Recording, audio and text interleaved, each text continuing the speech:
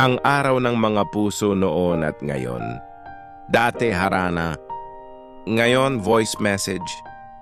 Dati love letter, ngayon chat at emoji. Pero alin nga ba ang mas nakakakilig? Tara kaibigan, balikan natin ang ligawan noon at ngayon. Dati walang cellphone, walang chat. Kung gusto mong manligaw, pupunta ka mismo sa bahay ng nililigawan mo. Harana ang sagot. At syempre, hindi mawawala ang love letter. Sinusulat ng maingat, pinapadala minsan sa kaibigan para siguradong makarating. Pagdating ng Valentine's, simple lang. Bulaklak, tsokolate at tahimik na date. Ngayon, isang hi lang sa chat, ligawan na agad.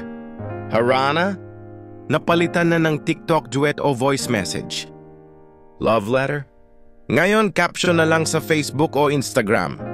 At pagdating ng Valentine's, hindi na lang simpleng dinner, madalas may surprise trip pa. Pero sa dulo, iisa lang ang mahalaga, ang tunay na pagmamahal. Kahit old school o modern, basta totoo, walang mawawala. Ikaw kaibigan, alin ang mas gusto mo? Ligawan noon o ngayon?